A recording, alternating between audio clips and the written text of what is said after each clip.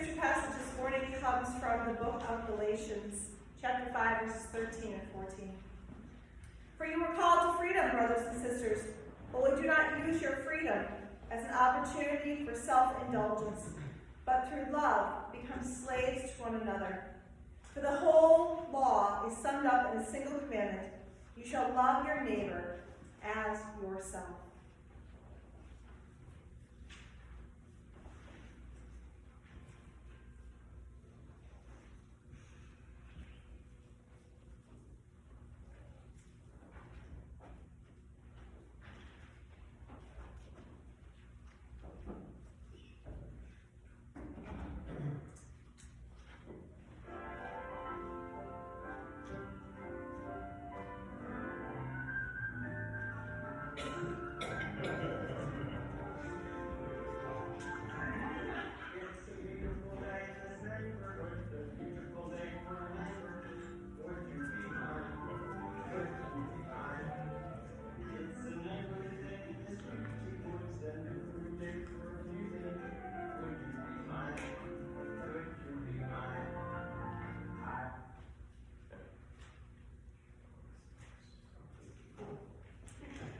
Before the lawyer even asked it, Jesus knew his audience's answer to who is my neighbor.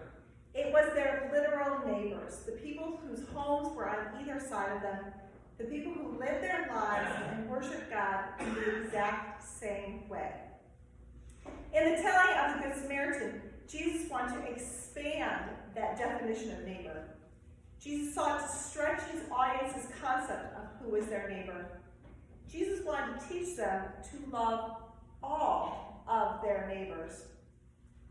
2,000 years later, most Christians have no difficulty with Jesus' broad definition of neighbor. We embrace Jesus' call to love all people as our neighbors, give you our time, energy, and money, to love our food and housing insecure neighbors, to share fresh produce for weekend backpacks, Christmas presents and Easter baskets, and bus tokens for St. Vincent de Paul clients to get to much-needed services. We understand that neighbor means more than the people who lives on either side of us. And as we follow Jesus, it's as important to love our neighbors as it is to love God.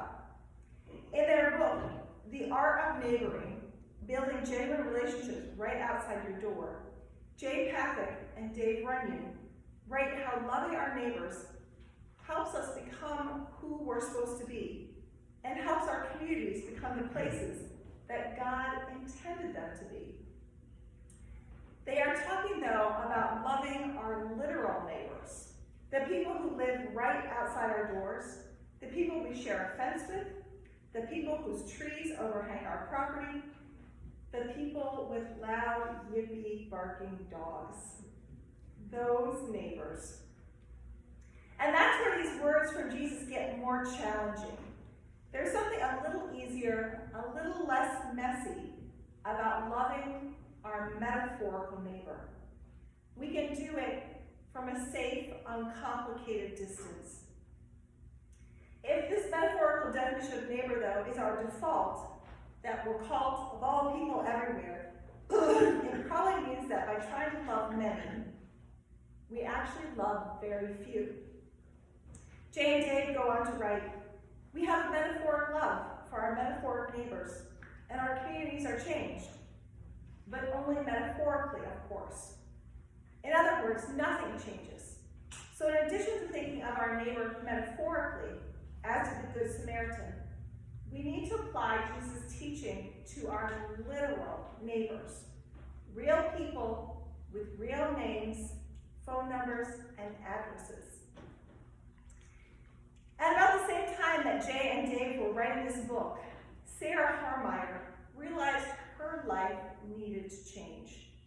She felt exhausted from the rat race and totally out of touch with God and herself. So she moved to Dallas and began discerning who God had created her to be. In her discernment, Sarah kept coming back to what she loves, gathering around a table and celebrating with others. So Sarah decided to take Jesus' invitation to love her neighbor literally.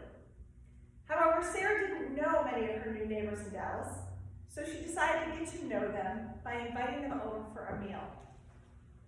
And they came. A lot of them came. More people than would fit in her house, so she moved the meal to her backyard and asked her father to build her a 20-foot-long table, a neighbor's table, so she could host more meals and more neighbors.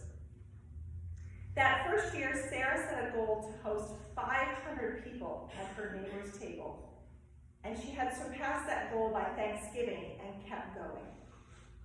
Those gatherings, that community, inspired Sarah to launch a love mission, creating a company that builds custom handcrafted tables and a ministry that inspires others to host their neighbors.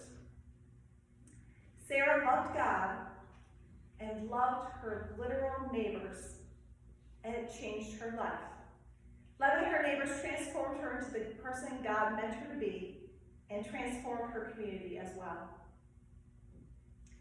Taking the Great Commandment seriously, loving God and loving our literal neighbors transforms our lives, our relationship with God, and our communities. We are all aware of what happens when we don't know our neighbors.